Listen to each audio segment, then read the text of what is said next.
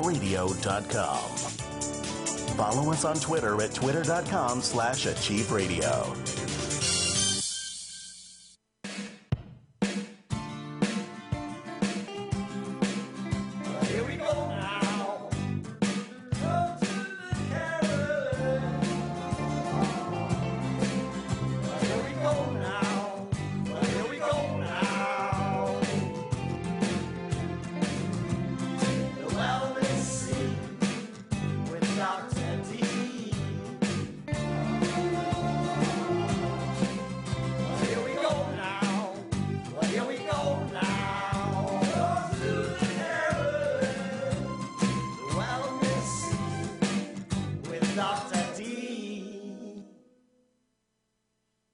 Welcome everyone live with Dr. Carolyn Dean here on achieveradio.com. I'm Ginny Sanders, also known as Ginny Gunther, also known as Ginny Almighty, and I'm your host this evening along with Dr. Carolyn Dean for what is going to be a raucous, rolling, outrageously awesome, totally inspiring, fun-filled, and information-packed radio show for you guys tonight about how to work with stress.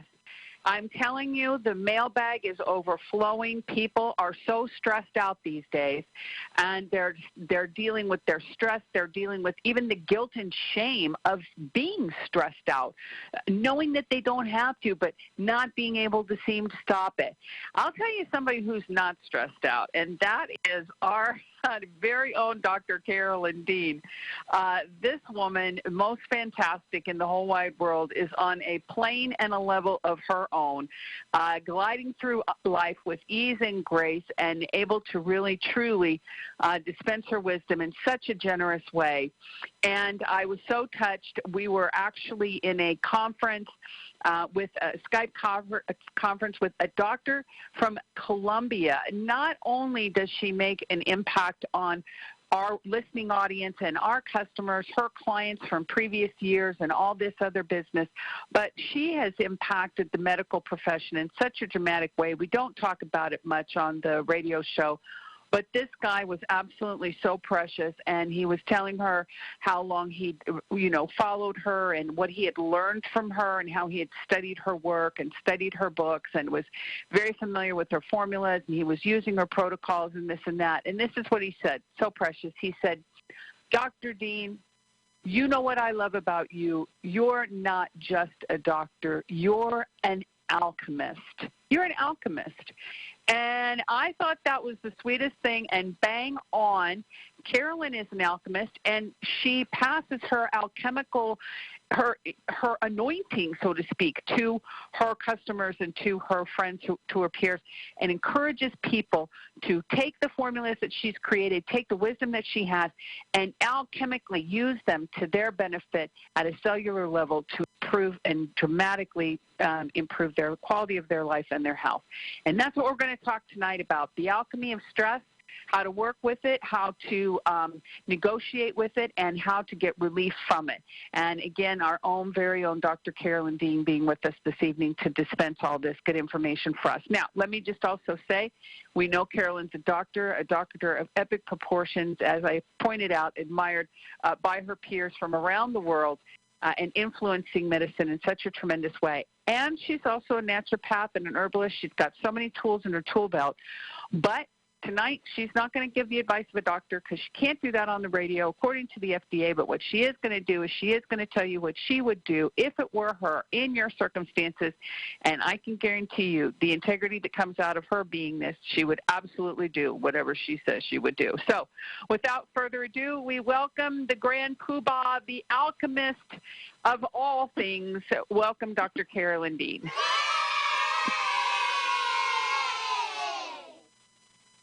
Wow, Ginny, that's awesome. Thank you. You found a new word about me, alchemist, and you ran with it. I can't believe your ability to spew out words of awesomeness. It's just fantastic. Thank you. You're welcome. And look at the alchemy. We never really mentioned Bobby Martin's segment of whipping post that comes just before the top of the hour. What does the song say? I don't know if it's in the original lyrics, but he says there's no such thing as dying. And that's kind of what we're here to prove, guys. We do not believe in dying. So that's the alchemy as far as I'm concerned. And today's blog, we'll jump right into it. Well, after I have a little sidebar here, because today's blog is yet another example of how Ginny and I share a brain. She never tells me what she's going to throw in, because I love the stress of and excitement of not knowing what we're going to talk about.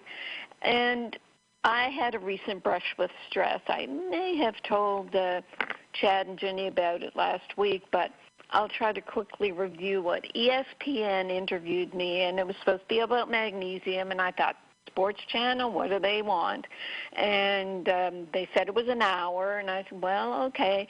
So it turned out to be one of these very common kind of the standard media approach where they have like a dozen people on an hour show, and everybody has a few little words to say. Nothing really gets resolved. So I had to wait for the first 6 people.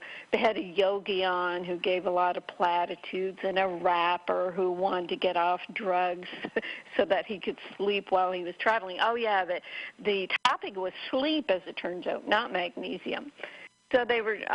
Then there were a couple of doctors, children's doctor, a teen doctor, and they were talking about the kids being on their Ritalin and their drugs, and they needed other drugs to sleep. I mean, it was just so obnoxious. So finally, when I got on, I said, well, I have something for everybody here. And I explained about magnesium. They gave me a few minutes to do that. And then what happens is a couple of doctors jump in.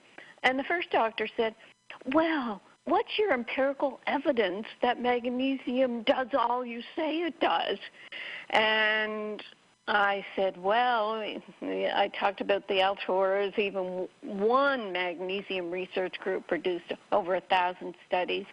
Someone else butted in before I could go further. Well, you say to use Epsom salts in a child's bath. Well, what if the child swallows the bath water and then they'll get diarrhea? And I burst out laughing. I just couldn't stop myself. I mean, these doctor people are ridiculous. They are so terrified of something that they don't know that they will attack it without mercy. And I could feel, I don't know, I don't have blood pressure, but I could feel my head getting full, like I was about to slightly explode.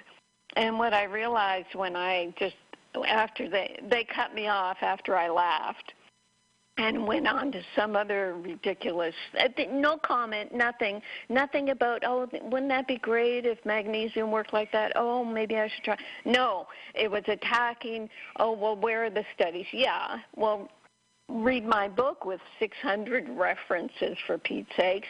Bath water, giving someone diarrhea. What, are you a mother that lets their kids sip the water and, get a cup in the bathtub and drink bath water? I mean, it's unbelievable. And, yeah, I'm getting a little worked up now, but it's pretty funny to me. Then they cut you off. And yeah, and Bob, yeah, that's what I said, Bob. Then they cut me off. So I just hung up and just kind of realized right then, oh, that's stress. My head kind of wanting to slightly explode. That's stress. And then I realized, boom, here I am working with the most awesome people in the world, Ginny and Chad and everybody involved with the RNA reset. And I don't have stress. I mean, and hanging out with Bob, I don't have stress. Bob's always entertaining me. People ask, well, I go to events around, and people say, well, where's your husband? I say, he doesn't engage in superficial social interactions, and they shut up. So anyway, this is my life without stress. But as Jenny, and that's what this is where you can be as well, because I'm sure it's because I am saturated with magnesium. My body's not tense. I don't sort of have stories in my life where I have to explain my tension. Oh, it's because of this or because of that. So what Ginny's blog goes into, and you can find it at drcarolyndeanlive.com, where we have our radio show archives and Ginny's weekly blog. So and some of this she's quoting from Magnesium Miracle.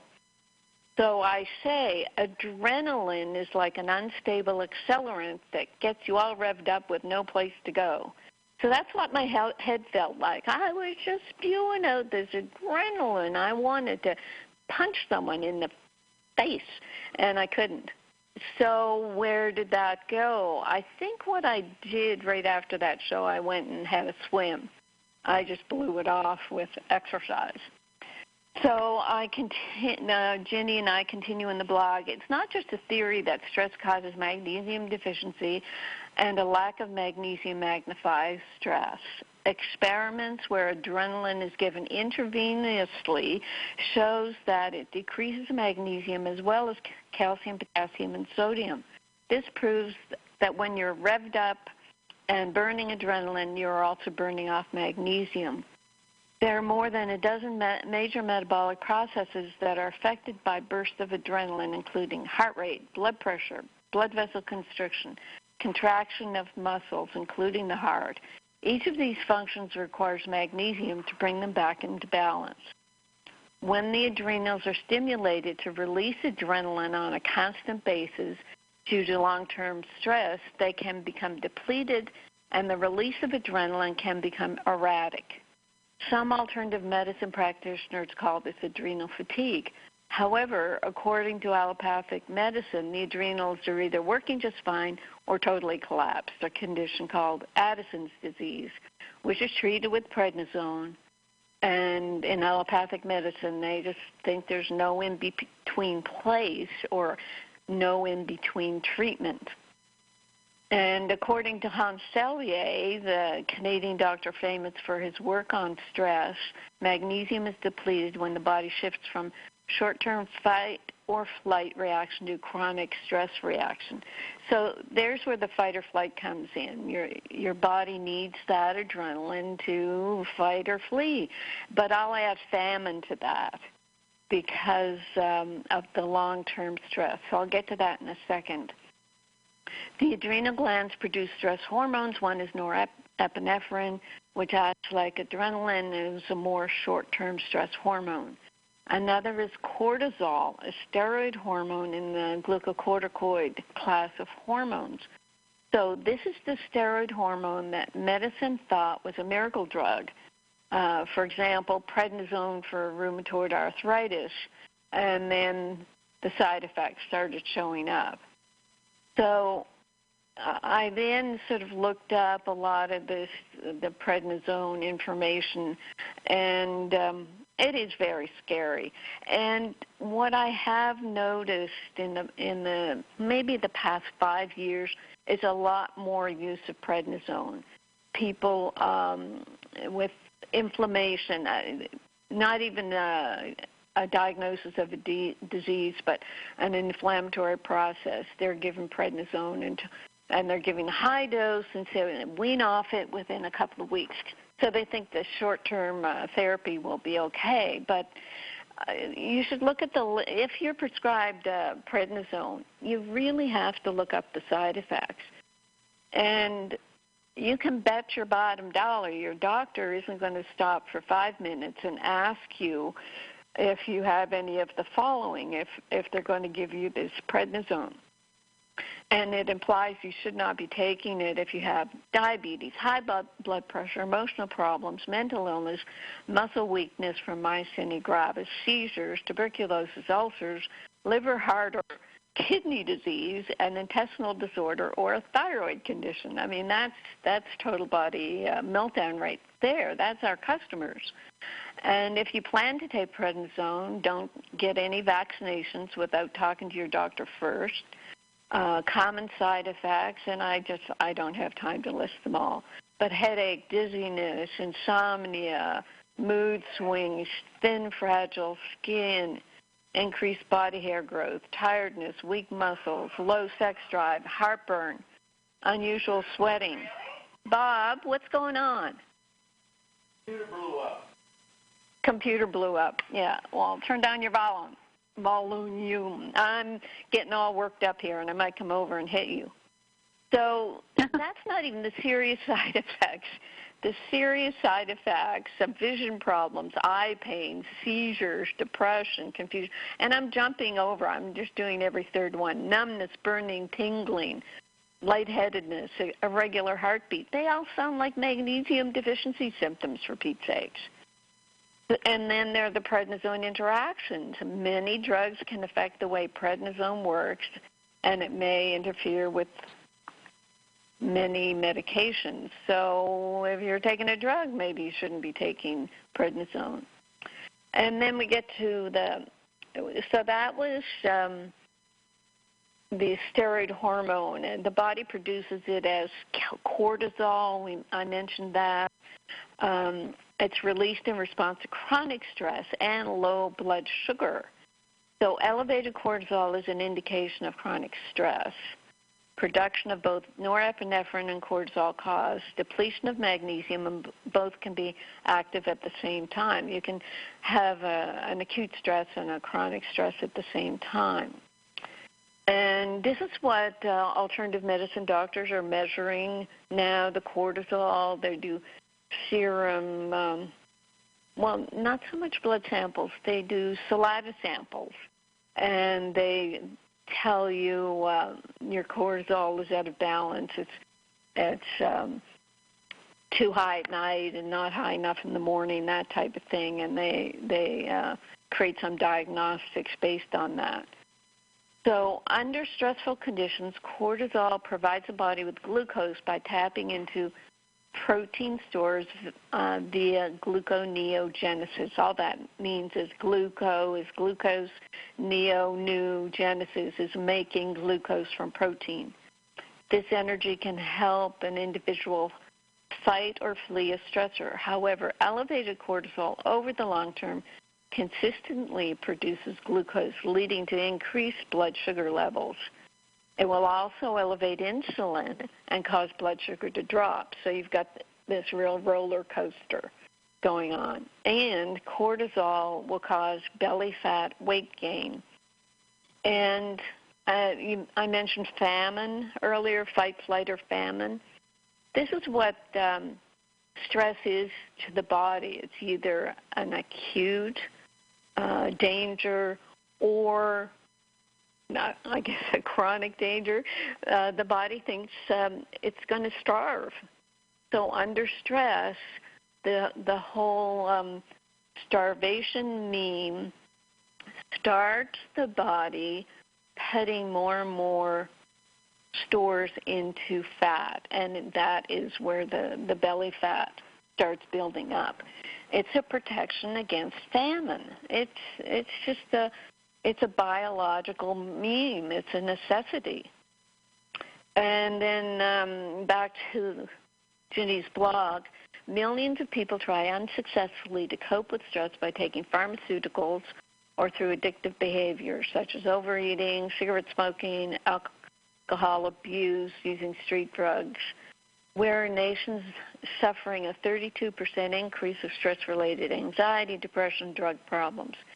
Instead of treating stress reactions properly with magnesium, each year millions of people are introduced to the merry-go-round of psychiatric drugs and psychological counseling for symptoms that may in fact be rooted in magnesium deficiency. So in the past few years, you've probably noticed people talking more and more about post-traumatic stress disorder. So they've elevated stress to it's like a disease designation.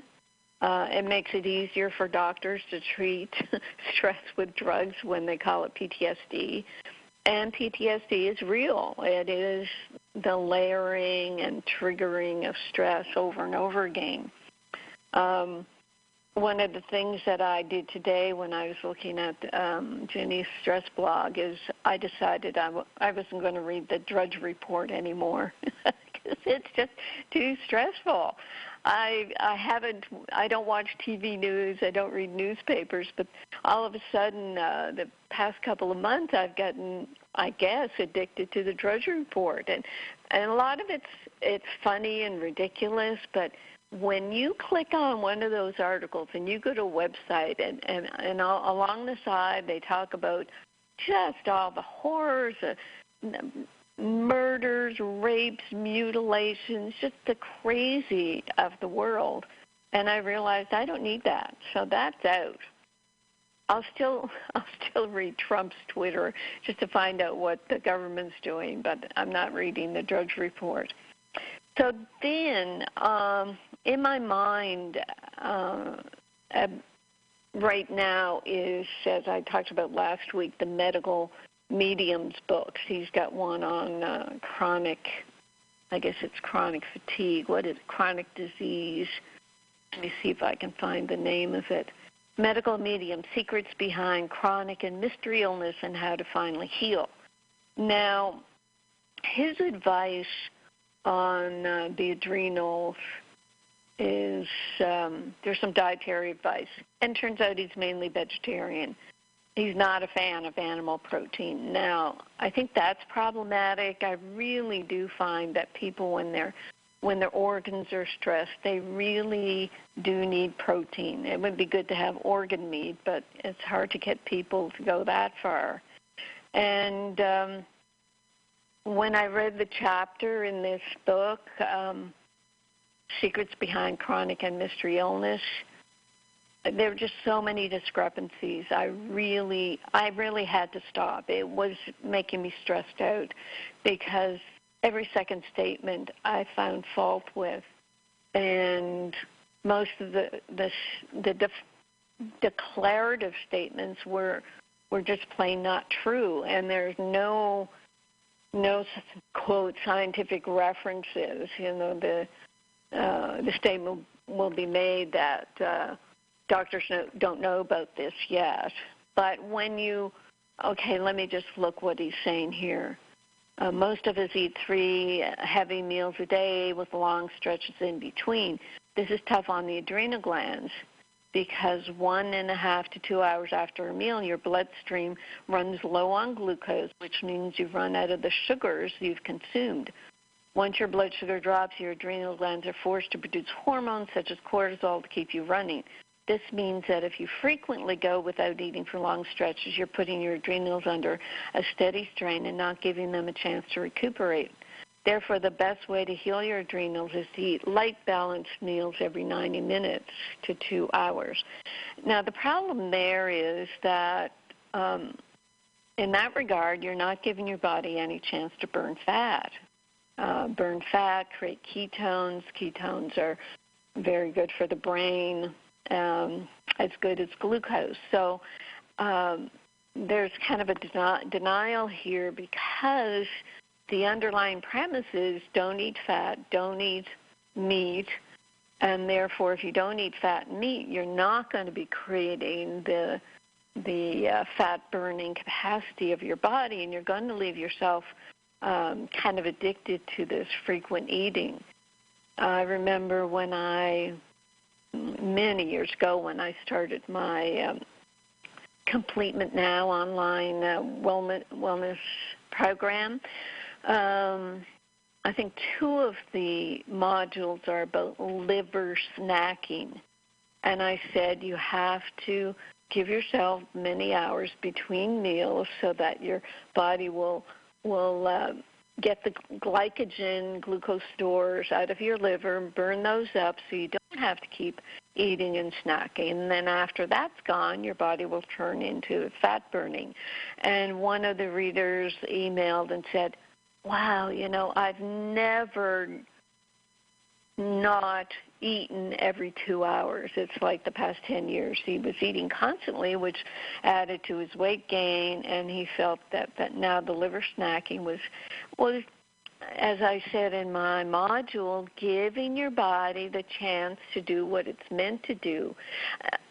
Sidebar here, when you think of how our ancestors used to eat, they would have a big hunt and everybody would eat and get stuffed, and then they might not have another big meal for a couple of days. So they were constantly fasting and letting their body work for them. But anyway, that's something that maybe November 5th, when Dr. Fung, the ketogenic fasting expert, comes as our guest, we can talk about those sorts of things. And just a little more to just twist the knife here. The medical medium says many diet experts recommend eating a lot of animal protein. This is either because they don't realize how much fat can hide in even lean animal protein, or because they think that fat content is a good thing. This protein advice can seem very convincing, so beware. It's bad for anyone, especially unhealthy if you have adrenal fatigue. The high fat strains your pancreas and liver, eventually creating insulin resistance, making it difficult for your body to maintain a stable level of glucose, which in turn creates a massive strain on your adrenal glands as they struggle to produce hormones to compensate. Diet experts also often counsel people to cut out carbs from their diets. Again, this is not good and can result in strain because your body needs carbs for energy. Following these diet trends can slow you down and keep you from healing your adrenal fatigue, et cetera, et cetera. So it's weird, kind of definitive, do this, don't do that, which I've been talking about keto a lot, but keto to me is to lose weight. And if you want to eat carbs, then go ahead and eat some good carbs and eat some protein and fats. But I think for a lot of the people that listen to this show and are OUR customers, the total body meltdown means that carbs are difficult to keep your body away from yeast overgrowth, for example, to keep you away from not metabolizing your fats, keep you away from losing weight. Anyway, what then the medical medium talks about is how you need glucose for the brain. No, you need glucose and ketones. He says we have to build a glucose storage bin to prevent life disruptions from turning into PTSD. No, you don't have a brain glucose storage bin. And he says focus on incorporating the following foods into your diet: blueberries, melons, beets, bananas, persimmons, papayas, sweet potatoes, figs, oranges, mangoes, tangerines, apples, raw honey, and dates. Note that fruit sugar and raw honey in their unadulterated states are among the only sugars the body accepts for glucose storage in the brain. That's just totally biochemically untrue. I've said enough over the years that people may know what I think about this. I mean, fruit sugar is actually hard to digest. It needs a lot of magnesium. I quote Dr. Natasha Campbell in Magnesium Miracle. 28 atoms of magnesium are required to process 1 molecule of glucose. If you're trying to break down a molecule of fructose, you need 56 atoms. Fructose is converted to triglycerides. Half of it is converted to glucose.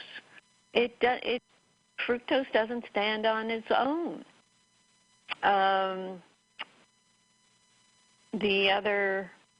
Here I have the note. Watch Dr. Robert Lustig's video on sugar called The Bitter Truth. we really start to learn about the dangers of too much fructose from the introduction of high fructose corn syrup sweeteners. And the fructose in fruit is the very same. So I know I've gone around the block there several times, and I haven't gotten to the stress questions yet, but I'm going to stop and ask Ginny what she thinks I left out and if she has any comments. I like what you laid out, and I think it was really good to bring up this rebuttaling of some of these ideas around glucose and all the rest of this business. Anyway. And yes, Dr. Fung is going to be on the show next Monday. So you guys get your questions together, because we'll be able to put you on the air with him if you have a specific question. And if you haven't become familiar with his work yet, we're going to be putting some of his YouTube lectures on Carolyn's Facebook feed this week, just to let everybody have an exposure to him so that you can form some good questions, because he is a person you would definitely like to talk to, especially if you have any concerns about pre-diabetic, diabetes, to type 1, type 2, weight loss, or anything related to an inflammatory state, because what they're discovering about inflammation is that a lot of it is precipitated also, not only in the relationship to starch, sugars, and yeast overgrowth, as Carolyn knows, but specifically even based in the world of insulin and insulin resistance. So he's got tons of great information for everybody, and you'll want to really tune into him. Carolyn, who were you refuting who was saying take all these fruits and blueberries? The medical medium. The medical medium. Oh, that not person. Dr. Fung. Oh, okay. It's not Dr. Fung. I'm listening, Bob. Thank you. So anyway, we've got a couple questions here that are kind of off topic, Carolyn, and one or two that are stress related. So do you want to go to the mailbag and then start diving into some of those? Yes. Okay. Let's do that. Now, Melissa wrote in kind of an overview question. She says, I have a question about thyroid health, adrenal fatigue, stress. Age 49, mother of 3, vegetarian, exerciser, non-smoker, rarely drinks, good family connections, past surgeries, C-section 2000, DNC 2007, gallbladder removal 2011, history of preeclampsia, first pregnancy, high normal blood pressure, been on a very low-dose diuretic for 8 years. Otherwise, I'm a healthy woman. Now, no, I take exception to that because there's so many reasons there for the preeclampsia. That's magnesium deficiency since her first pregnancy. So if you look at my thyroid book, Reset the Thyroid Connection with it, or something like that, Total Body Reset for Your Thyroid probably, I talk about Isabella Wentz's experience. She's got a thyroid book out. She's made herself a thyroid expert, and she talks about how it took her 8-10 years to be diagnosed with low thyroid, and all of a sudden everything made sense. But her story from minute one with the stress of her pharmacy school showed that she was suffering from magnesium deficiency. And then it went to low immune system. She started to get infections. She started to take antibiotics. She started to get candida. She started to have all the toxins from candida. And the yeast toxins, one of the things they do is they block thyroid function. And all of a sudden, it's like denying all that stuff, and, it's all about thyroid.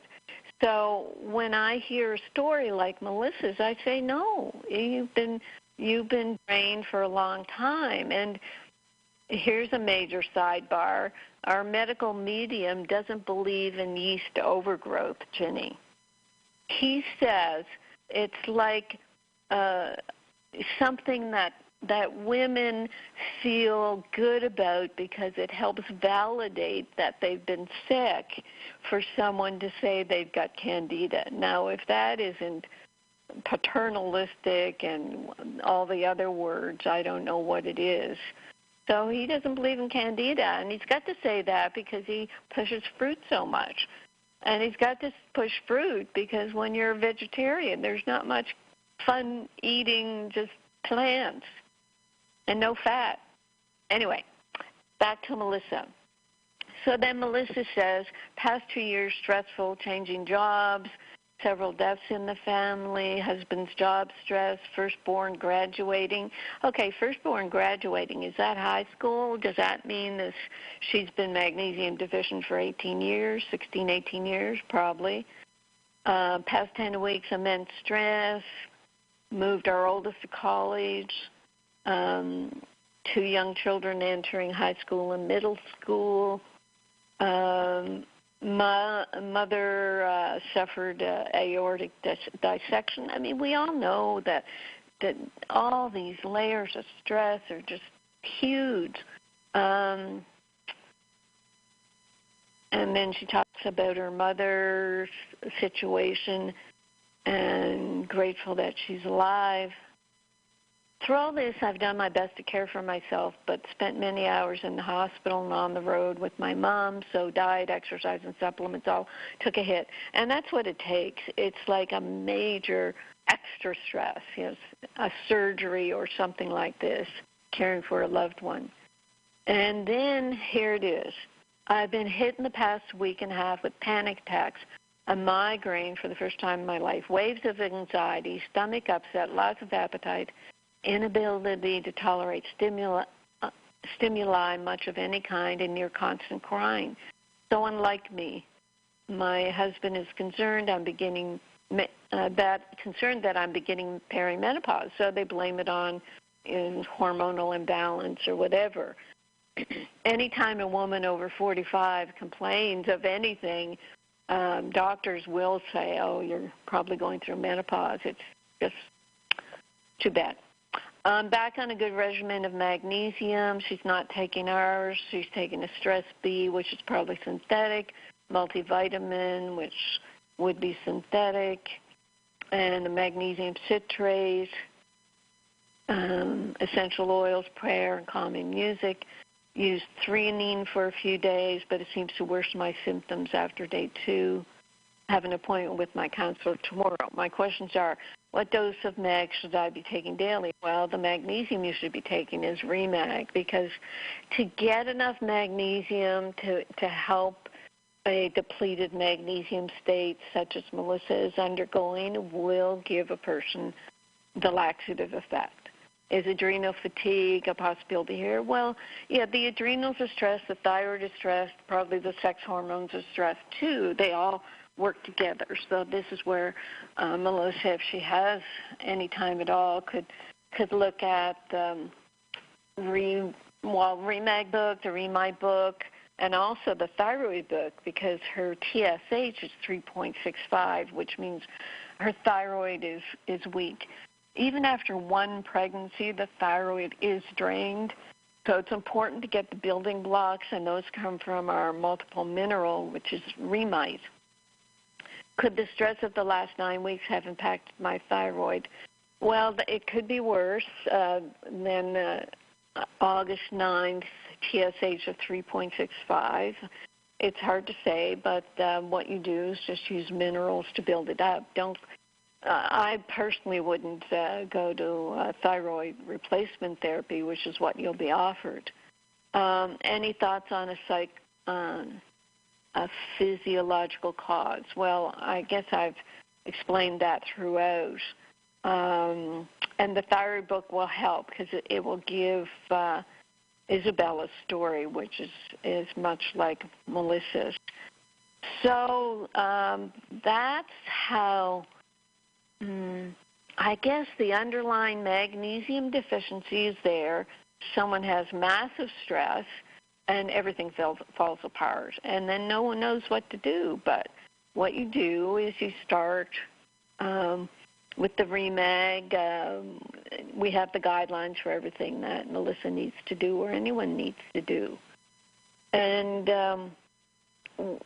I think it's maybe it's the anxiety chapter where I say, All of us, quote, all of a sudden someone will say that their life falls apart, but it's not all of a sudden. It's been building and building over the years, and finally the body is just not strong enough to hold everything together, but it doesn't mean the end. It really does not. It just means the beginning of getting your health back.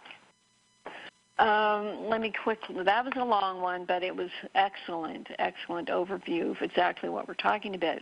The next question, as you know, I've been on Remag, Remite, occasional RNA trial sites for more than 5 years. Thank God it's Carolyn, or I might be really sick. And this customer says, most recently, with the sudden passing of my son, that's so horrible, and the increased load at work, I'm needing to reevaluate my regimen. I'm experiencing increased tiredness, anxiety. Well, that would be taking more of the Remag and grieving. I mean, I'm sure that's being done, but it's like doing the affirmations of grief that we have. Ginny has those, I think, at drcarolyndeanlive.com. Ginny, can you tell people where to get that, the grief affirmation? Yep, it is at drcarolyndeanlive.com, and all they have to do is type affirmation in the search bar, and the post will come up that they're included in. Mm-hmm. Yeah, the thing about stress and post-traumatic stress is it's something we hear a lot about. We have that it's a total biology affirmation. I also recommend Rescue Remedy, and walnut is a Bach flower remedy to break the link with past stress. And the other thing that I learned from total biology is that when you have stresses in your life, and when you say to yourself, well, maybe I'm overreacting, then you have to look at, well, what is that layer of stress doing to the other layers of stress that I've had in my life? It's like an accumulation.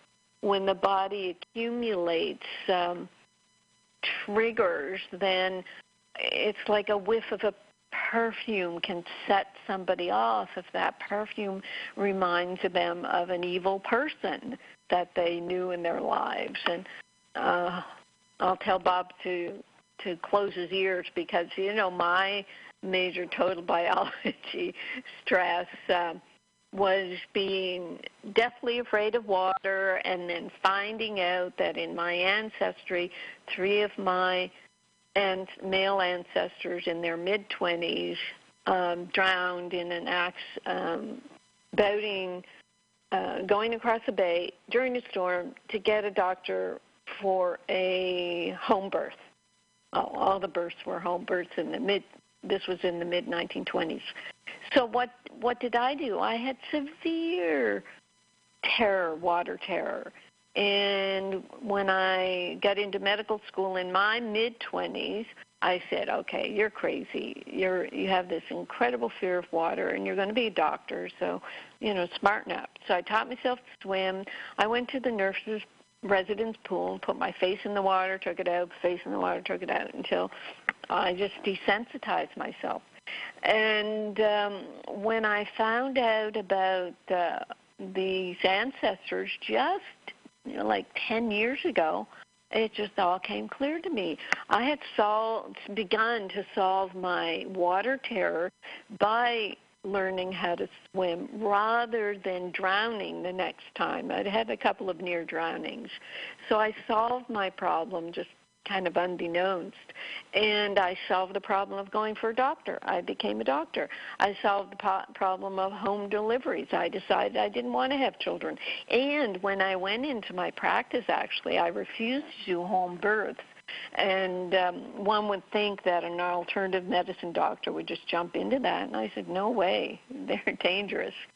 So then you solved your problem more by moving to Maui and seeing 1-year-olds bathing in the ocean in very warm water, and you got in the water, and it was so salty it buoyant you, so you didn't even feel you could sink, and that was a big factor. Yeah, that helped. That definitely helped. After I knew that it was in kind of in my genes, or maybe I had heard the story when I was tiny and hadn't really intellectually processed it. So when a person is having a major stress reaction, it is good to either talk to someone about it or even just write a journal.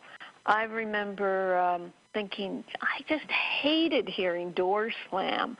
So I made up a story of maybe when I was young, somebody was fighting in the family, or I think my grandfather might have had that sort of behavior. And I thought, okay, well, that's his problem. It's nothing to do with me.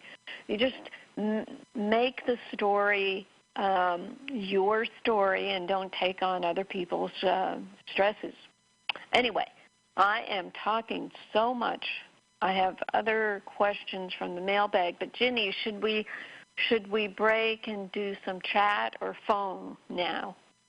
Yes, let's do a little bit of both. I'll just put out the call to 602-666-6027 is the number. You can call in and hit *5 on your keypad if you want to talk to Dr. Dean this evening about your circumstance or question. We'll put you on the phone with her, and you can speak. If you don't hit *5 on your keypad, I won't know that you want to talk to her, and your phone will remain on mute. We won't be able to hear you. So right now, we've got lots of callers, but no hands raised, which makes me think that, you haven't raised, maybe didn't know about the *5. So hit *5 to get on the line with Dr. Dean. Okay, now I see some hands going up, so thank you. Yep, it's *5 to put your hand up in the studio. Thank you very much. And let's just pop up through a couple of these questions, Carolyn, that are related to what you said. One of them was Sally said, what was the last statement from Carolyn on the rescue remedy and what walnut? Okay, so she was talking about the box flour and rescue remedy things that we kind of have bundled together in a little bit of a package.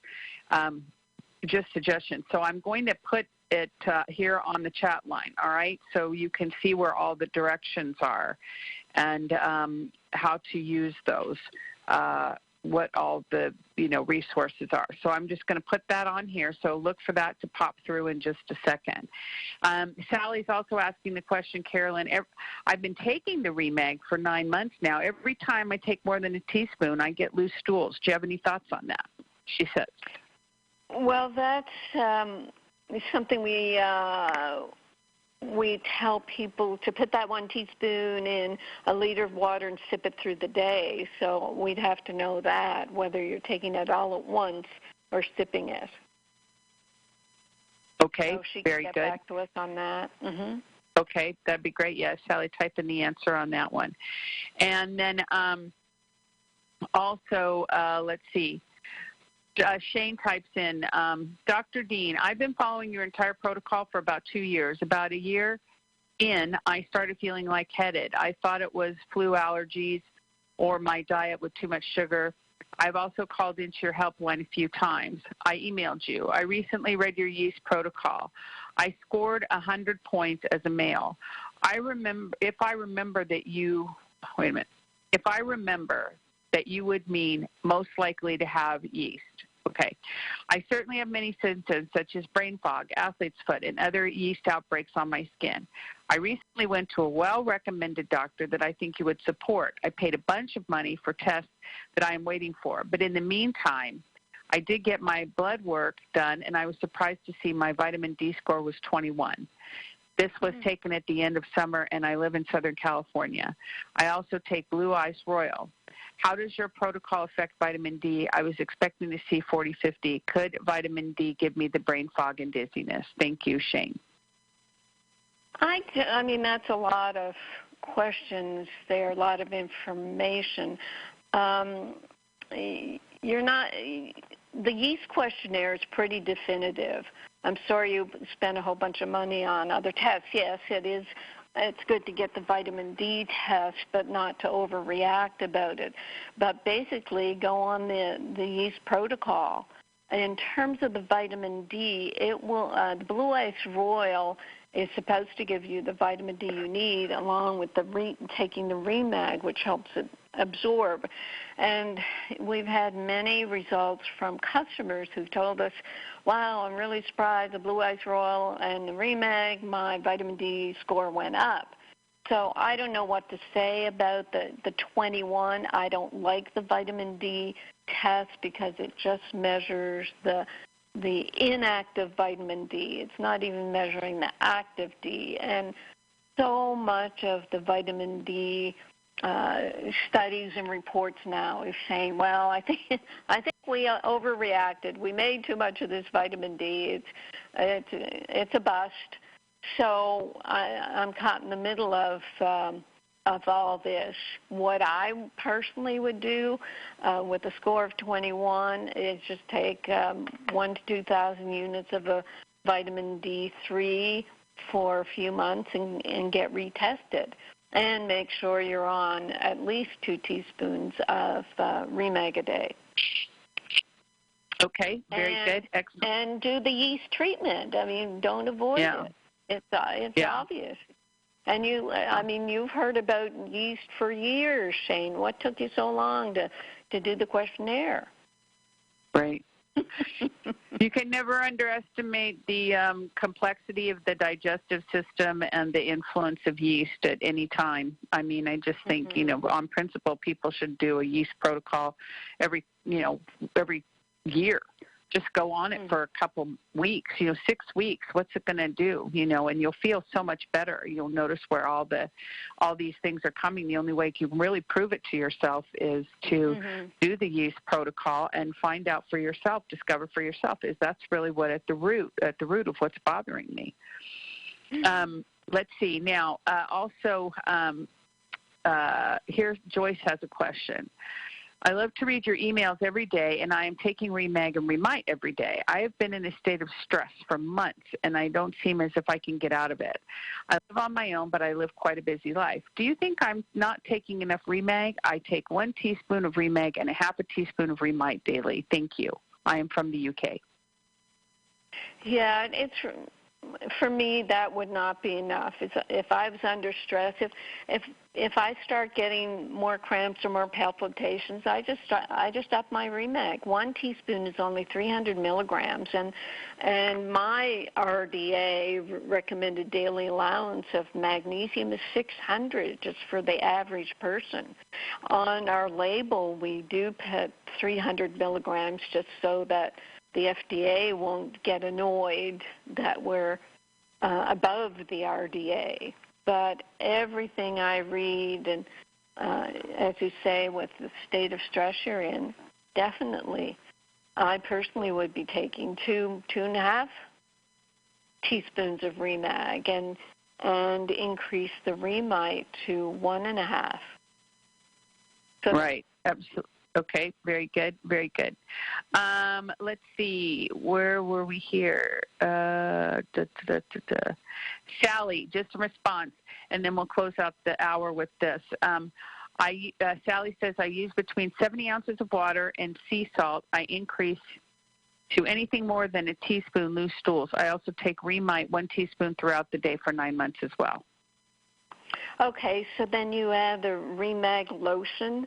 Because there is a bowel sensitivity that's happening with you. So just give yourself a teaspoon or 2 of REMAG lotion if you feel you need more magnesium.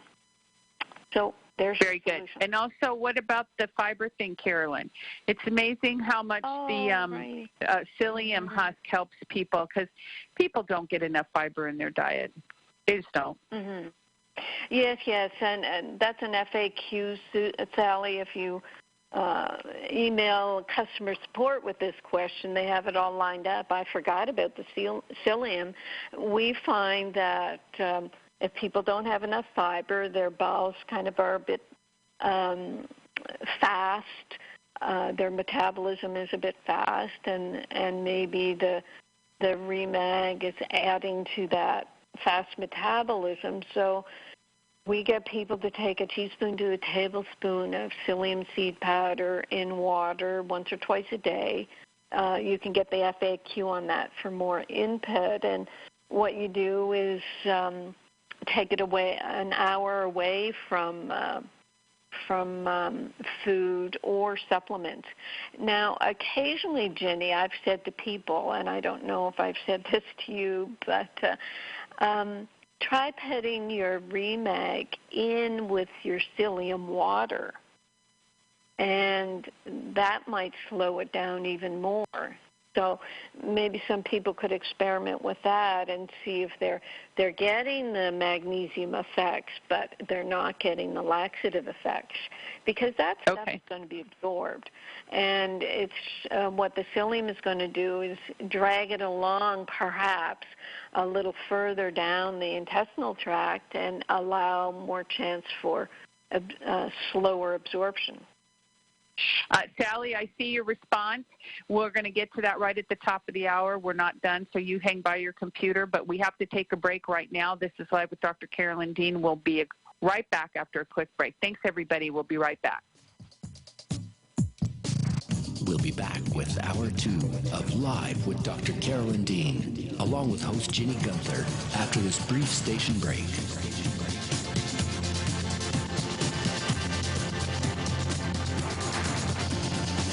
You can also get updates and resources online by visiting drcarolyndean.com.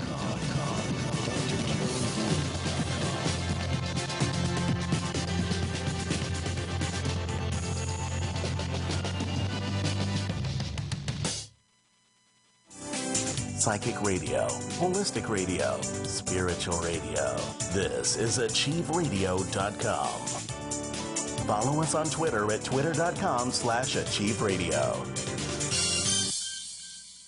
And the gravity of our blood changing, in what way is this an improvement? Negative pH changes the specific gravity that allows those cells to embrace that blood, which changes that cell to the perfect blood of the Lamb, without stain or blemish. Perfect.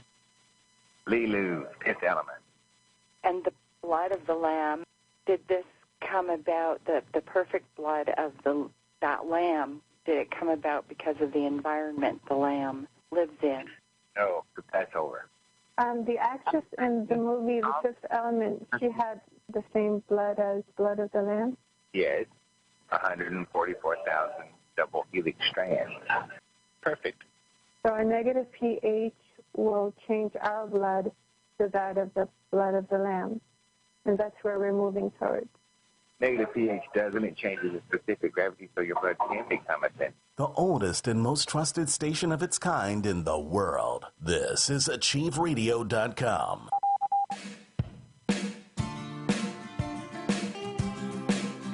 Here we go now. Go to the Carolyn. Here we go now. Here we go now. The wellness scene with Dr. D.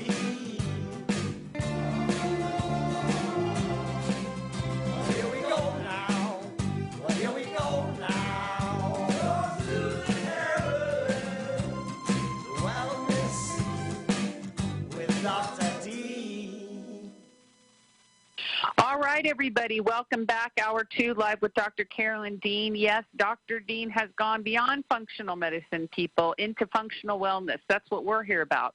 Wellness with Dr. Dean, using the building blocks appropriately in that alchemical way to support our body, our minds, and our spirits. So exciting. Thanks, everybody, for tuning in. And I've got callers waiting, and I know you're there, but I just want to finish off with Sally, Carolyn, if you don't mind. Right. So she typed in that she does use the psyllium seed at 1 teaspoon. So she said she's going to increase the psyllium seed. And then she said, and use psyllium seed with REMAG together. I think that's going to be a strong taste. Maybe I could try it with some lemon juice, I guess. No. Well, I mean, If you're doing psyllium seed and water, you're doing it in 4 or 5 ounces. You could I put in a quarter teaspoon of lemon juice when I do psyllium bentonite. I still do psyllium and bentonite every day. And, I do have sort of mild IBS, and my Remag doesn't rebound on me. And I guess when we talk about lemon juice, we have to remind people, if you're using lemon juice in your water, some people will squeeze a half a lemon in their water, but be sure to rinse your mouth out and rinse your teeth with plain water after you use lemons, because lemons are acidic and they can pit your teeth. So we have to take care of people. And 1 teaspoon is not enough. 1 teaspoon of Remag is not enough. No, that won't do anything. Well, I said that earlier to whoever it was, Joyce. 1 teaspoon is not enough. Okay. Right. So you have to figure out how to take more with juice supplementation, all these different things, a way of doing more, right? You've got all kinds of ways of taking more. Right, and the Remag lotion being, I guess, the easiest. Thanks, Bob. Right. You're welcome. Okay. Let's also just say, though, that 1 teaspoon of Remag will do a lot compared to any pill or powder. So it won't let's say, it totally eclipse the sun, but it's going to do a lot more than pills or powder. So that's for sure. Right, Carolyn? Oh, yes. And we have people who will tell us, well, I take a half a teaspoon a day and I got rid of this, that, and the other thing. And that can happen too. In my case, it was 4 teaspoons. And now I'm down to 1, sometimes 1.5 teaspoons. So everybody's different. You have to gauge your own experience. Right. So, Sally, try the increased psyllium with some more Remag. Just do a quarter teaspoon at a time as you build your dose. You can use the liquid Remag that you have on your skin topically until you have time or resource to order the Remag lotion. But yes, I do think you want to get a little bit more in, as Carolyn has said. So give that a whirl. And follow up with us through customer service support at rnareset.com. Ask for Ginny. I'll remember you from the radio show and get additional support if you need it once you make those adjustments, okay? It'll work itself out. Okay, Melanie, I know you want to talk to Dr. Dean, but you're going to have to call in hit *5 on the keypad because I'm not seeing you here at the control center. We're going to start taking calls after this last chat line question, Carolyn. Susan in San Clemente, California types in, "Hi, Ginny. I've been researching the latest information on inflammation as it relates to the brain and participating in Dr. Hyman's Broken Brain webinar this week. I've learned that barley is a stressor and inflammatory. Because I just purchased my first bottle of RNA drops, I am concerned about the intense concentration of barley in the RNA formula. Please help me understand this. Thank you."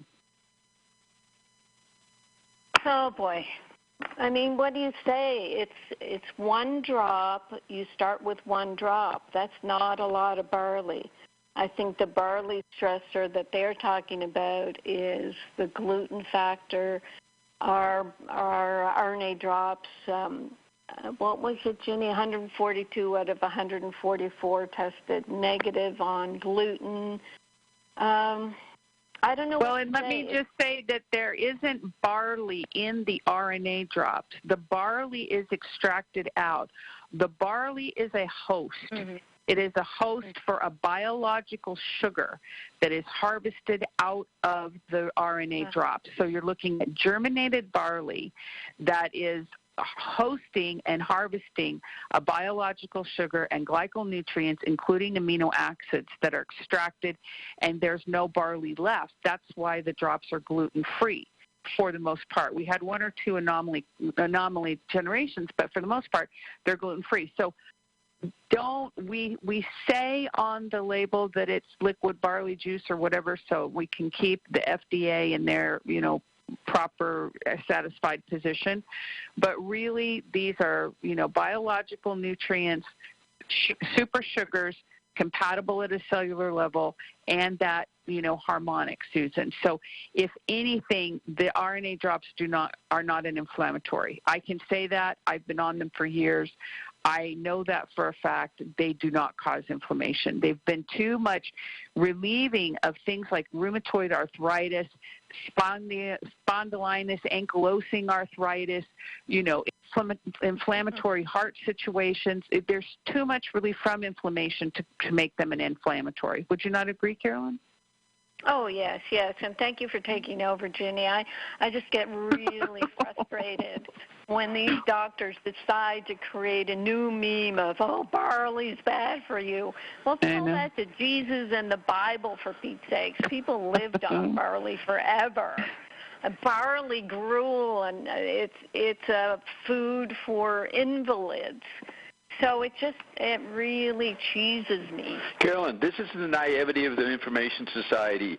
The media needs, or just your computer needs, new patterns to satisfy your dangling ganglia every day, to satisfy your mind, and science knows this. They just keep pumping up new obscure patterns of all kinds of crazy stuff, and it's going to keep coming. Nothing's stopping it. I call that automatic process the Android meme. The Android meme is not informing you anymore, and if you're lucky, you'll find the way out through Carolyn. Yay! Yeah. Yes, and let me just say, Susan, we're not all riled up at you. You asked a great question, and people want to know, and that's why they turn to Carolyn, because they know she's got common sense and wisdom. And there's so much competing and contradictory information out there, and people are scared. And what's happening in our environment, Susan, is that, like Bob said, the Android meme, the world of computers and technology. We've got all the environmental stressors. We're bombarded 24 hours a day with our cell phones constantly keeping us on demand.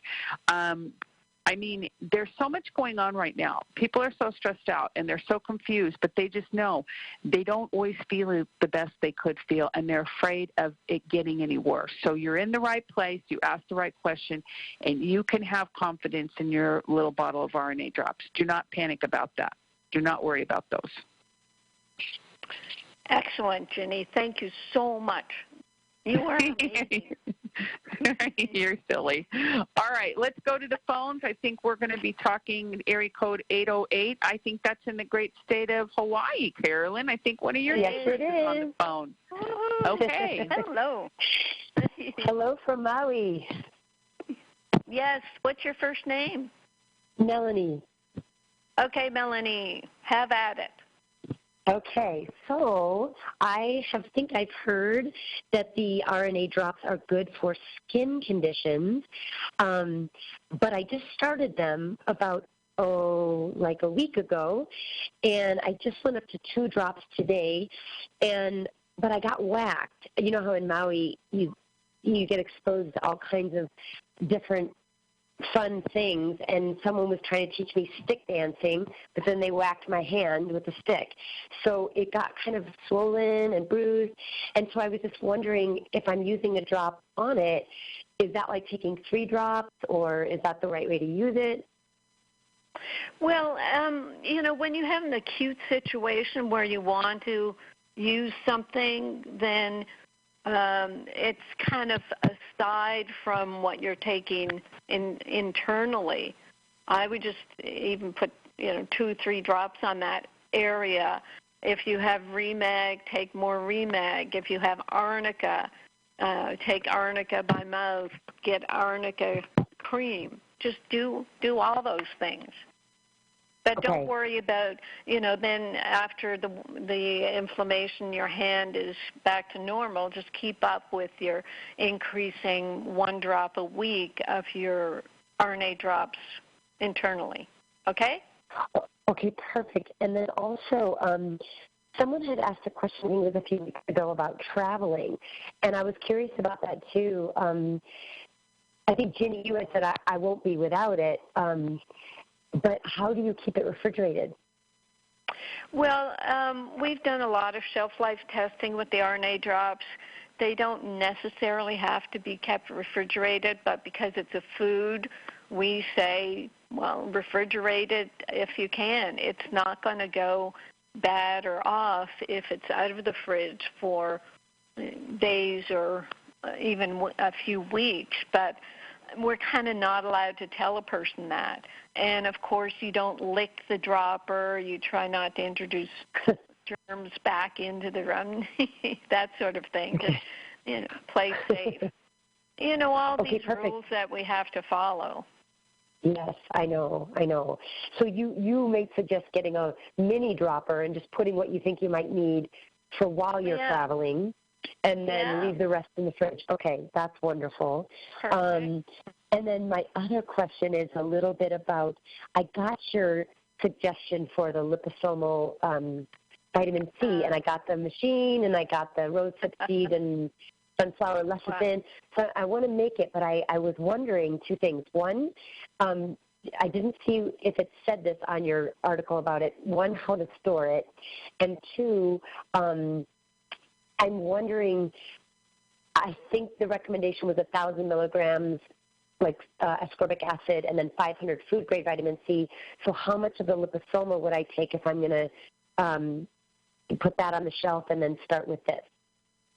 Well, the thing with the liposomal vitamin C is you keep it in the fridge, and I think I said something about it. It'll last about 3 weeks, and then you make the next batch. You try not to make a huge amount. I think that will run into problems in terms of breaking down or whatever. And in terms of dosage, we really don't know. I mean, Melanie, this is why we're coming out with our own food-based vitamin C, because it's been so hard to get a good food-based vitamin C, get people on the liposomal. When you use the rose hips, you don't know how many milligrams in the rose hips, and when it all breaks down, or when you break down the recipe, we really don't know how many milligrams you're getting per teaspoon. Okay.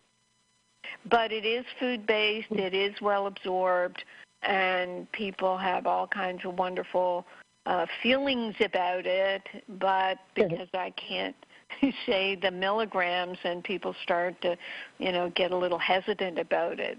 But anyway, you're doing well. Just do that. See how you feel on it, and then rinse, lather, and repeat. Okay, so would I start the way I would with the magnesium, where I would just start with a quarter teaspoon and see how I do, and then keep titrating up? No, it's not. Vitamin C isn't like that. I've never had people have a problem with just starting right in on a teaspoon once or twice a day. Okay, so I can start with 1 or 2 teaspoons at least, and then go up from there? Yes. Okay, great. Wonderful, wonderful, wonderful. You told me how to store it. And then, I did put the RNA drop on the swelling. And you know how when you do like a topical transdermal magnesium at first, maybe for like a couple days to a week, it can burn. And then it really never burns after that, like it kind of stings. Have you ever heard that happening with the RNA on the skin? Ginny, what do you think of that? There is a acidic pH to the RNA drops, so certainly we tell people not to put it on an open wound. So, yeah, it does have a little bit of acidity to it. Okay. But that's all. I just want to make sure that was normal. Yeah, it's not broken. So, it's not broken skin. So I'll keep trying it and see. It just seems to be getting better and better every day. So I'll keep doing that. Yeah. We also have the Renew. Tell her about Renew for skin abrasions.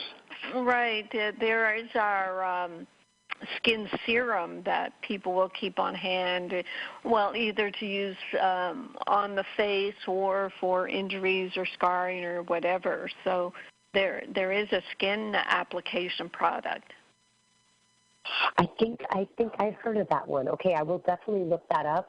I just was trying to find something that I had that could be holistic. On hand, but of course. Yes, on hand. But also, you make a good point about the arnica. I have some from an old injury, and I know that also can be very helpful to bring the swelling down. And it just seems to be getting better and better. I just your magnesium has just changed my whole life. So I'm so grateful. I'm about 3 teaspoons now, and I can't wait to get to that next level. I did do the RBC, and I think I was at 1.8. I went up to 2.1. So, like, obviously it was very, very low, and still very, very low. But I am coming off of over 30 years of chronic asthma allergy medicine, and I heard you do something recently where you really talked about the fluoride and how detrimental that is. And so I think I've got a lot of cleansing to do. So, but fortunately, like you said, at least I'm feeling better that my body can actually do it. And starting to really be able to gauge when it's time to titrate up and when it's time to just give my body the help that it needs. Yeah, you're approaching it all as a very nice case history experiment. And but I just want to put in a correction here, Melanie. The saying a 1.8 level, that's a serum magnesium. It's not an RBC. So someone has lied to you. And I don't think in Hawaii we can get a magnesium RBC. But wow. It is something you can keep track of a serum, but it really isn't definitive, as you've probably read. Oh, I didn't know that. I thought it said on my report RBC. Well, you could type into customer service the number, as you said the number, but is it millimoles or is it milligrams per deciliter? So they may be using a different unit of measurement. Okie doke?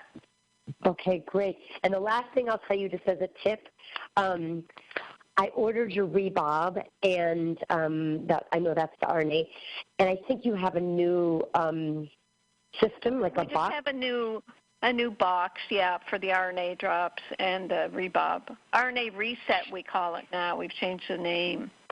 Okay, I think that's right, because a friend of mine didn't know what it was, and he ordered the smaller bottle just because he didn't know, what revved was. But I just want to let you know the dropper, because it's not wrapped, the glass came broken. So I think the time before when I ordered like a Pico Silver, the dropper came all wrapped in like bubble wrap. Yeah, we do wrap our droppers in bubble wrap, so that was an anomaly of some alien who worked there. No, wait, Carolyn. No. The dropper is in the box. It's in a segregated pocket, but it's not wrapped in bubble wrap. But we did have a couple of those break, Melanie, and so what we're doing is we are going back to bubble wrapping the outside of the bottle in, the box in bubble wrap. So hopefully the whole thing will be protected. So if it happens again, just let me know. Okay, and I left a message for customer service maybe to see if they could send me out another one, but I'd never heard back. Is there like another number? I've got like an 888 number. It's the 888 number, but just if you don't, just send an email. It's better if to you email. Send a quick email to them. Perfect. Yep. I will do that. Thank you so much. I hope you guys have a wonderful rest of the day, and keep on keeping on. Okay. Thanks, Melanie. Good question. Right. Take care. Right. Bye-bye. Bless you. Bye-bye. Okay, wonderful. Let's continue our phone calls here, Carolyn, going to Oklahoma, the great state of Oklahoma, area code 580. You're on the line with Dr. Dean. If you could give us your name and then state your question or comment. Hello, my name's Grant. And my question is, it's kind of a long one, but recently I went into paroxysmal atrial fib and have kept, I kept having some bouts of that. So I went into the hospital and had a cath, which I said I'd never do. But I did that because I'd had a calcium artery scan, and it was moderate at 139. So I was curious to see if I had any disease because I'm 61 years old. Otherwise, I was always in good health with a heart rate of 60 Blood pressure was always normal, not on any meds, occasional sleeping pill. Other than that, I work in medicine. I'm an anesthetist for 25 years. So I had the AFib, and it's come and gone a couple of times. The calf was okay, then it went out. I went and exercised, and that triggered it. And I'm a heavy, person that likes to exercise, so I'm hoping that I can get away from that. And coincidentally, I had been looking into the magnesium and your articles on that before I ever found out I was an AFib and had ordered it, so I've been taking the Remag over the last few weeks. Okay, so, and I'll continue on here. Yeah. I mean, what are the chances of that? That's very interesting. Yeah, okay. But what's the chance? Like I said, I'm not happy about getting AFib, but hopefully I've read and know that it will help. But that's one of the reasons I wanted to ask you what to add to it. But I've also had some other things going on. I've got a low testosterone level, and I found some articles that says that can also trigger atrial fibrillation. So I'm going to start on hormone replacement for that. And lastly, my cholesterol has been way over 200, like over 250 and even in the 300s for over 20 years. And I have two little 10 to 20% lesions. So obviously that debunks the whole bull crap about cholesterol causing heart disease. Very good. Yes, exactly. I know I keep telling people to read Malcolm Kendrick's book. He's a Scottish doctor, and yeah, they are going to the coronary artery scans now as a better measure of quote heart disease. I mean, you said you had 139, but see, that can just be related to a lack of magnesium. The magnesium was supposed to keep your calcium dissolved, and it didn't. So basically, I just started taking the magnesium, so that's why I didn't even have a chance to work on it yet. Correct. And if you say you're a heavy exerciser, then chances are you sweated out a lot of your minerals. And as for what to add to it, you can take a good look at the download. You get a free download of my atrial fibrillation book. It's at drcarolyndeanlive.com. I have all the free books there. And that goes, step by step, gives a lot of case histories, gives people the information they need to know. Because what we figure is happening is that a person has a magnesium deficiency and gets symptoms that are then treated as if they were a disease. If you listened in earlier to the question that Melissa sent in, how step by step you can develop more and more magnesium deficiency and more symptoms until you do get to the point where your heart is just irregular because you don't have enough magnesium to balance out your electrolytes. So, I mean, that's the way I look at it. I had not heard about low testosterone triggering AFib, but what I do know is magnesium does help boost testosterone. So, I mean, that's the correlation there. So, as for the cholesterol, I guess I'd be looking at just maybe if there's inflammation in your body where you needed the cholesterol to deal with the inflammation. And that would be sugar and carbs and yeast overgrowth that you could investigate. Yeah, I think my homocysteine was normal, but my CRP was elevated. So that's kind of strange that one would be elevated and the other one wouldn't as far as inflammation markers, I thought. What about your weight, Grant? Oh, I'm normal weight. I'm 6 foot, 190. I'm very athletic for my age. I wear like a 33 pants. I mean, I keep myself.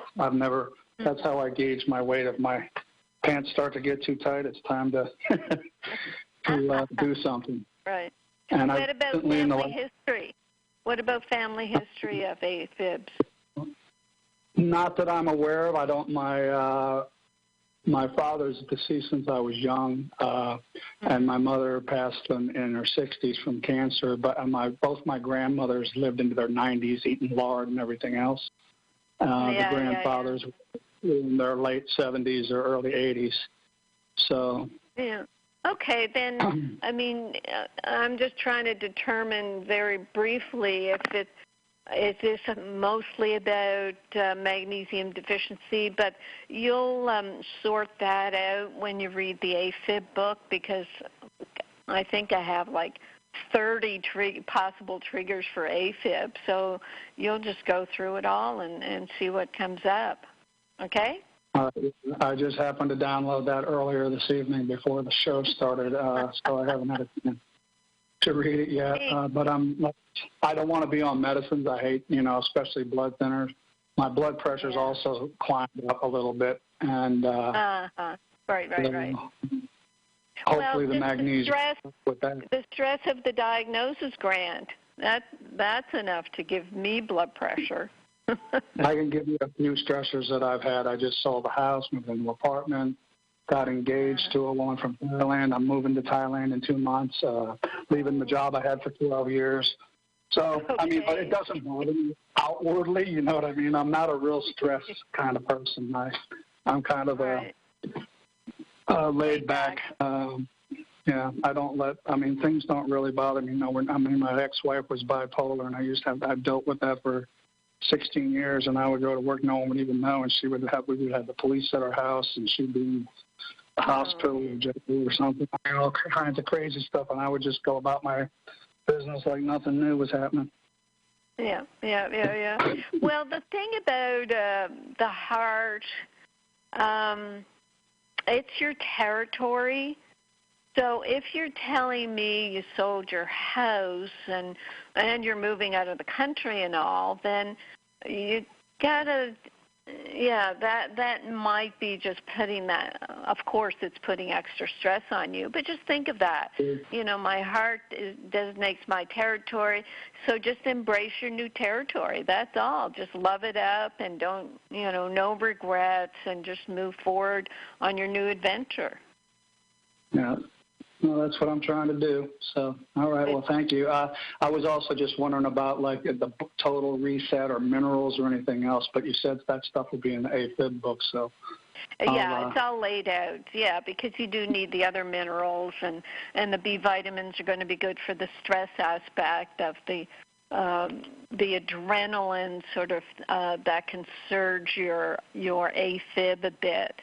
You say you're not externally stressed, but what happens internally is, like we're talking about stress, the adrenaline can trigger a little bit of AFib, and then to support the adrenal glands, that's your REMAG, that's your B vitamins, that's the sea salt in the water for the sodium.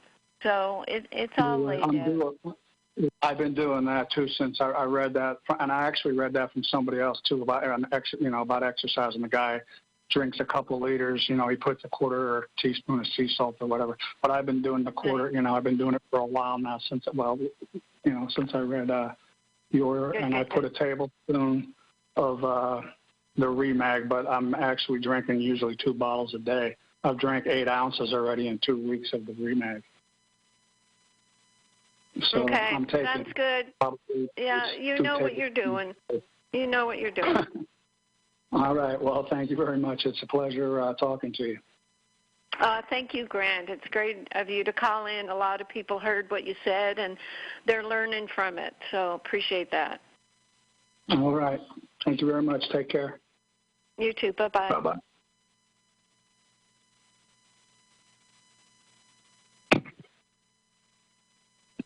Excellent. What a delightful caller. Wonderful to have him with us. Out to area code 310, the great state of California. You're on the line with Dr. Dean. If you could give us your name and state your question or comment. Thank you, Grant. It's great of you. Hello? Hello? Hello? Can you turn down your radio in the background? Yes, indeed. I can't believe I got through. Hello, you fine people. This is John. Did you read my crazy kind of sad story. Like, when I was 19, I was in a terrible car accident. Some goofy driver pushed the car that I was a passenger in off the road, went through a big cement, light pole, and then I bounced around the old Chevy Impala, went through the back window, landed at the bottom of a cliff head first, was declared dead.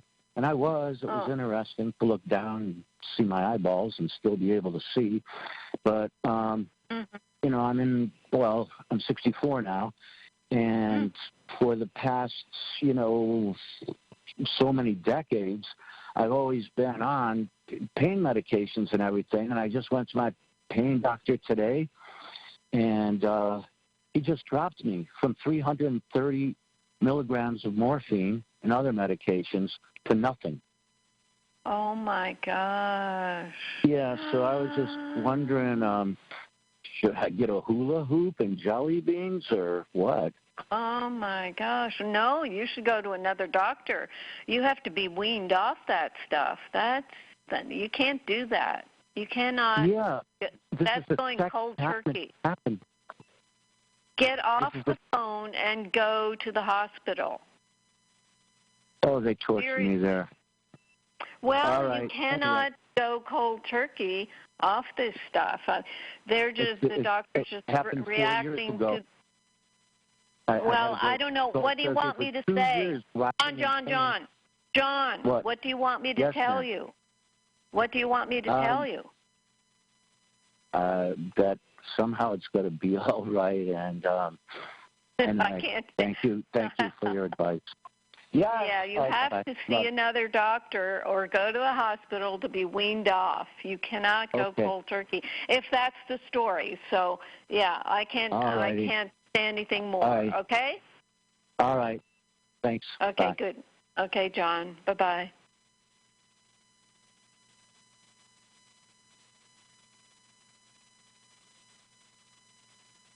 Waiting for Ginny. Waiting. Ginny, we can't hear you. Bob, do you think we're still on?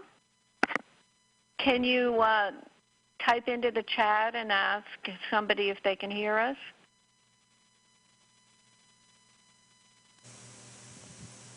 You're still on the air, Carolyn. Thanks, Bill. Okay, so what I'll do while we're waiting for Ginny, I do have mailbag. Yep, but keep going. Yeah, the mailbag sounds great. There's several stress questions we haven't gotten to. As you know, I've been on Remag. Oh, no, we did that one. Good. My 25-year-old daughter suffers from Raynaud's. Raynaud's is tightening of the blood vessels in mostly the fingers, and it can be very painful, and they can change color. Magnesium can be helpful for Raynaud's. She's also a nervous person and stresses easily. Is there a correlation? Well, probably a correlation in that stress will cause tension, cause magnesium deficiency. But I think really any condition can be worsened by stress. So, I mean, that's a given. Someone writes, I'm interested to know if someone who is very sensitive to stress, she brackets, even just being busy can cause my body to react, unbracket. Sensitive to stress and who's been attempting to address stress, adrenal fatigue, and support for years via supplements like adaptogens, definitely Remag, Remind, meditation, yoga, etc. How can I know when I've got the chronic stress response resolved? Is there a way to tell without getting cortisol saliva testing? Well, I mean, the way you're describing your symptoms, it would be in how you're feeling. That maybe you could write down your reactions to stress. So, I jumped 2 feet when someone tapped me on the shoulder, and then a month later, I didn't jump at all when someone tapped me on the shoulder. So keep track of your own reactions. Cortisol saliva testing, I mean, I'm not a big fan of a lot of testing. I just think it's expensive and people can go by their symptoms. Another question from the mailbag. I sustained a TBI when traumatic brain injury when I hit my head in a car accident 4.5 years ago. I'm slowly but surely improving, but I still haven't been able to get my nervous system back to normal. I've been chronically stressed since the accident and still struggle not to overreact, which puts me in a cycle of guilt and shame. Please advise. I mean, that's a huge question, but we've already talked about the total biology affirmation for stress and grief. That would apply. I would look at EMDR. EMDR is eye movement desensitization and reprocessing therapy. It's an integrative psychotherapy approach extensively researched and proven effective for the treatment of trauma. EMDR is a set of standardized protocols that incorporates elements from many different treatment approaches. Basically, it's the therapist is asking you questions, you're moving your eyes in different directions, and somehow it desensitizes the stress. So that could be very helpful, EMDR. And also total biology can be helpful, and all the completement formulas definitely helpful. Okay, so those are the questions, the stress questions. Ginny, do you have any calls, or will I keep on with the general mailbag? Yes, let's do the mailbag. Dental testimonial. I have a good report. Yesterday, after oral surgery to remove a cystic tumor and a molar along with it, I report at this stage the day after with no pain, no swelling, no meds, no fever. They said the third day could be the killing pain and all hell would break loose. My words, not theirs. I'm doing as Dr. Dean suggested with pre-op and now post-op, Himalayan salt, Pico Silver, all good so far. So, anyway, someone just reporting. We're getting these reports, post-surgical reports from people that they are doing really well with their being on their formulas. Let me see here. This is interesting. I'm drinking 4 16-ounce bottles of water with half a teaspoon in each of Remag, a quarter teaspoon of salt, quarter teaspoon of Remite. Drinking more water than I have in a long time. Weird thing is I thought I would be urinating lots more, but I'm not. Now, I did answer this email already, so I said, I know, it's quite amazing, and the reason is that the water's following the minerals into your cells to hydrate them, which is wonderful. And then she says, I'm so sleepy by 3 in the afternoon. The article says Dr. Dean took 4 teaspoons of Remag for 18 months. I'm thinking I may end up taking more as well, but have you heard your clients say they're more tired? And I say in the beginning, some people are more tired, and that's because your body's in a healing and repair mode, and you have to let that happen. It will shift all your cells and tissues to catch up with the saturation of magnesium. I don't know how long that will take you because I don't know how long you've been magnesium deficient. Okay, and she's saying, I'm wondering if I'm absorbing better than just with the minerals. And yes, I have already answered that. I just say you're on the mend, your body's taking care of you. Be patient. And that was that. So that's interesting about the tiredness. And we haven't talked about that much recently with on the radio show anyway, but it is common. you just have to go with it. You have to let your body go through its healing and repair phase. On Facebook, someone says, I've just discovered your products, unbelievable, amazing products. After 56 years of illness, I have found my holy grail. I'm grateful. That's wonderful.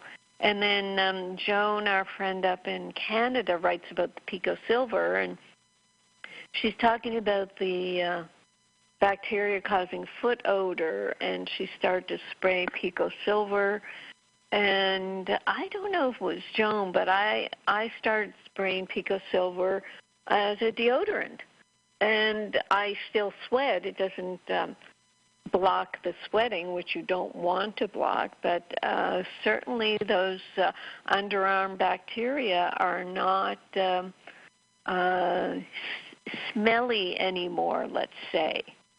So I think that's something kind of important for people to know, that they can just put some of their Pico Silver in a cute little spray bottle and spray their armpits. And someone else, testimonial, thank you again. Thank you for your wonderful products. I had suffered for over 15 years with terrible leg and foot cramps. Over 2 years ago, I started having tics in my eyelids every day, several times a day. At that time, I was also diagnosed with high blood pressure and began taking medication. The blood pressure pills made me feel weak and extremely tired. I knew I had to take charge of my own health. Then I heard about Dr. Dean being interviewed on Dr. Mercola's program, ordered Magnesium Miracle book, ordered Remag, and in less than 3 weeks, my leg cramps went away. I increased the dosage, added Remite, and my eyelid tics stopped. My blood pressure also dropped to normal range. I'm 73 years old and haven't felt this good in years. I mean, we're not treating diseases here, folks. We're just treating magnesium deficiency. And believe it or not, Ginny, since we had that big break in the summer, I finally caught up on the mailbag. So we have time to spare. Do you have anything to fill in with before we let Bob loose?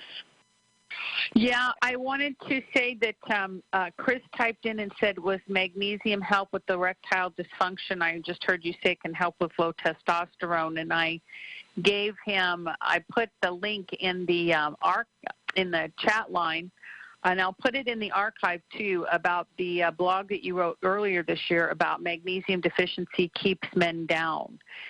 And your opening line is, when it comes to erections, if you don't have enough magnesium, you just can't get it up.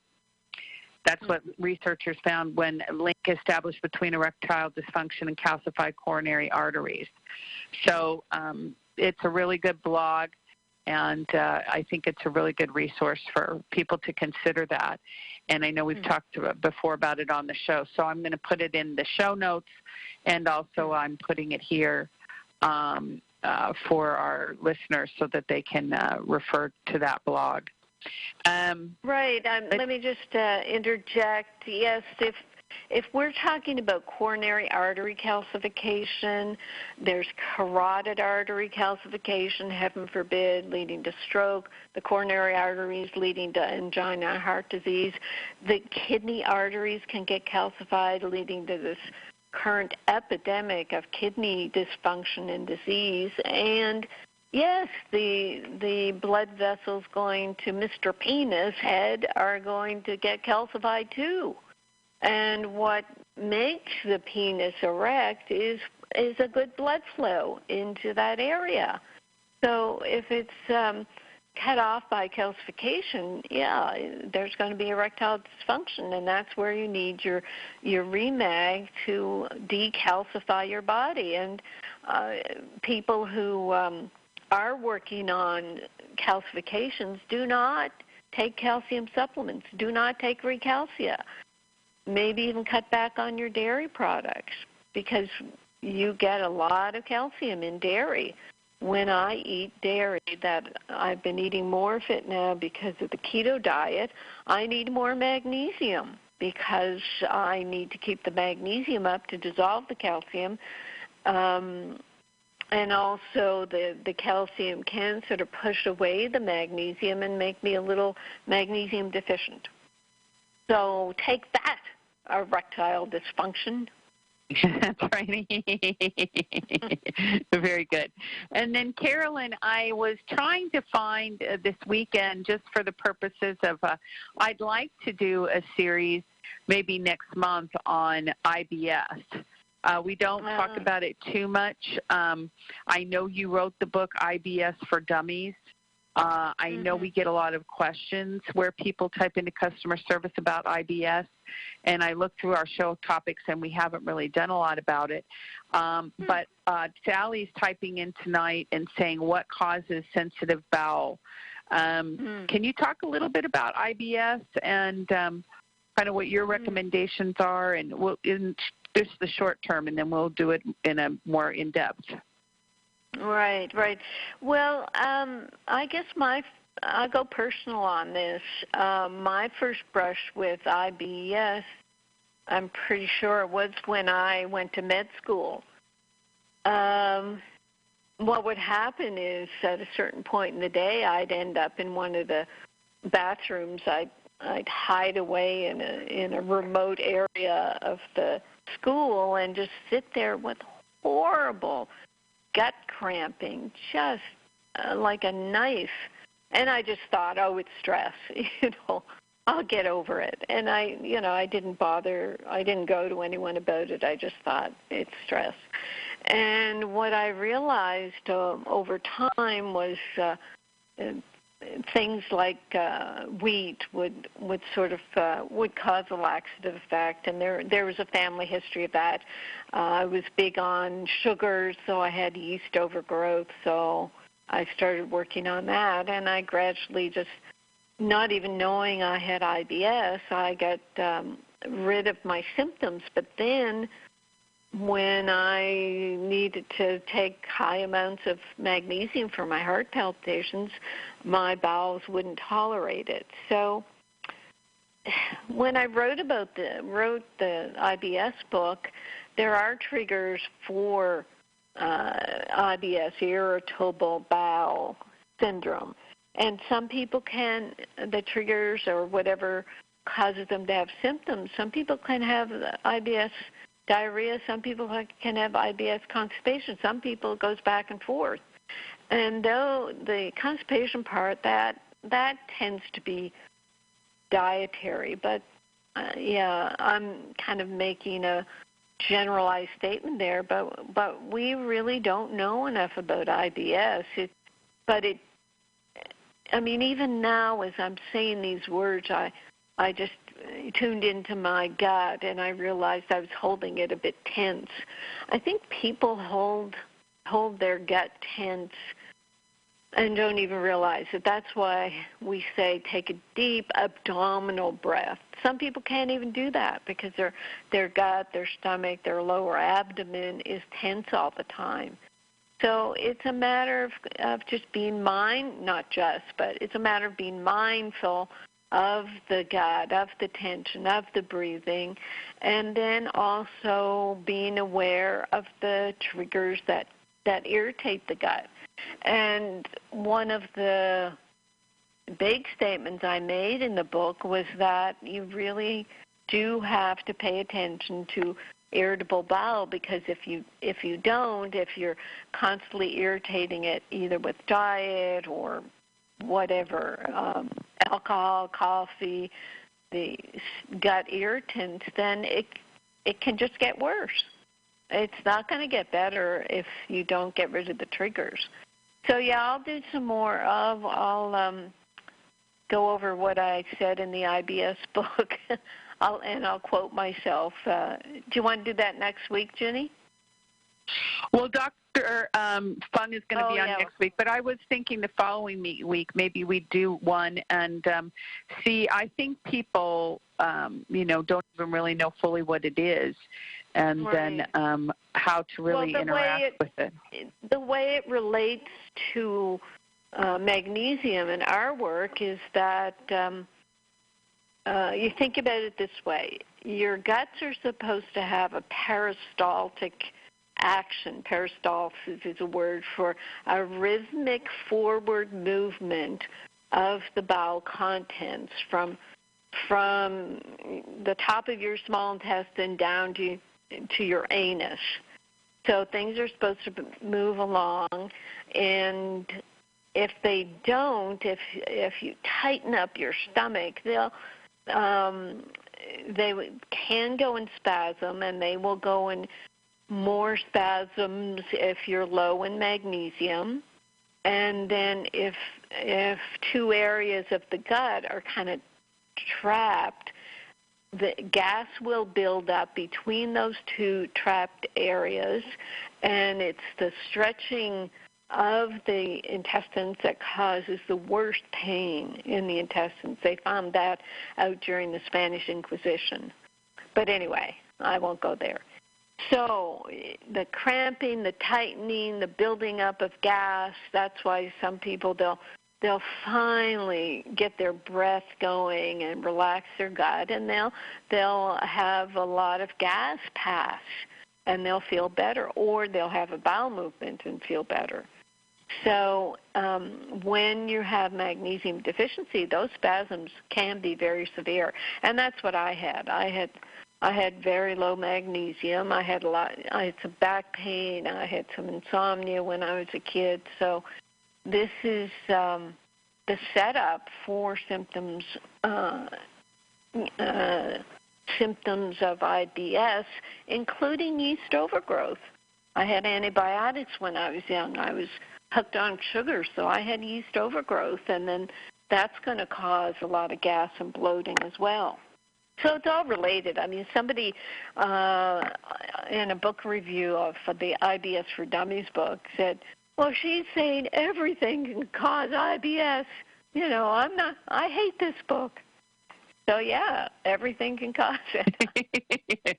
I apologize. I hate this book. It's too true. It confuses me. What am I supposed to do? Yeah. Well, it's difficult to have to go through that process of eliminating things to find out what the triggers are. People don't usually have that patience. They just want to have the pill for the most part, as you very well know. But for the sincere and serious people who really want to master this as a possibility, we'll do an hour or so on it and see how it goes after Dr. Fung's going to be on. Okie doke. Excellent. Okay, wonderful. I think we're all caught up with everybody. Our good friend Marv typed in and said that she's got a friend who is got the Remag, but she's anxious about taking it because of kidney problems. So she wants to use it externally, and would she have the same effect through her skin as taking it internally? And I told her, yes, but also to type into customer service and get the free chapter from the Magnesium Miracle about the kidney so that she can really get straightened out on that point and feel free to use it as liberally as she needs to use it. Right, Carolyn? Oh, absolutely. It's appalling that the only advice doctors seem to give about magnesium to patients is, if you have any level of kidney disease, don't take magnesium. So we've got people on kidney dialysis, as Dr. Fung agreed with me. He's what is he? Nephrologist. Is he a nephrologist? Yeah, he's a nephrologist. Yep. Yeah. So that's kidneys. So he's got these people on dialysis, and he puts them on IV magnesium because he knows that their high blood pressure, their seizures and twitching and leg cramps and chest pain, palpitations is all magnesium deficiency. And they're being told not to take magnesium, and that's because the serum magnesium measurement is just going to measure the magnesium in the serum, not in the cells where the magnesium is required. So I go over that in quite detail in the Magnesium Miracle, and as Ginny said, you can get that chapter free from customer service. Yeah, and tune in next week because Dr. Fung is a nephrologist. He does have a kidney patient practice and was very frustrated with seeing all the diabetes in his clinic and set out to find a resolve to the whole situation. He's a very intelligent man. So, but we'll talk about kidney and magnesium next week too. So feel free to tune in, to that program, and we'll cover it then. Also, Carolyn, I just want to say to our listening audience that our most dear and precious Allie in customer service is leaving us on Wednesday's her last day. Oh. She is leaping out into a new adventure, and I know so many of our people have talked to her quite a bit, and they're very fond of her. And when you call on Thursday, you won't be able to talk to her anymore. But do not fear. She is making a beautiful life choice for herself, and she will be highly celebrated on Wednesday in the warehouse. And we honor her for all of her contribution. She's done a great job for us, and we're very happy for her new move. She's moving out of the state, moving into a new town, and spreading her wings. So we're very happy for her. Yes, and Allie, along with Savvy, has done a lot of YouTubes on the product, so people may know her from there as well. Yeah, absolutely, absolutely. So thank you very much, Allie, for your great contribution. We will miss you, but we trust all is going to be joyfully glorious in your new position. Yep, very much so. All right, I think that wraps up the show, Carolyn. What a great show. Thank you for all your words of wisdom. Thank you. And thank you, Bob, for chiming in today, and thank you, Bill, and thank you, listeners, and just everybody who's taking responsibility for their health. That's what it takes, and we're here to whip you into shape. Absolutely. All right. We will talk to everybody next week. Spread the word. We're going to have a great show next week, everybody. We have a great show every week, but be sure to join us. Thanks, everybody. Thanks, Jenny. Thanks, Carolyn. Sorry about that, Bob.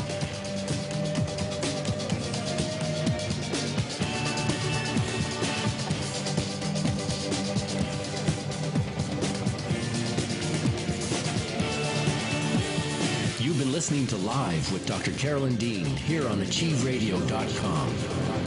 Till next time, so long, and thanks for all the fish. achieveradio.com. Psychic radio, holistic radio, spiritual radio. This is achieveradio.com. Follow us on Twitter at twitter.com/achieveradio. All they're saying is that you got to get back to the only thing that ever worked anyway. And if you want to call that very simply, no dogma included, relax and allow and let it unfold, because that's what's happening anyway.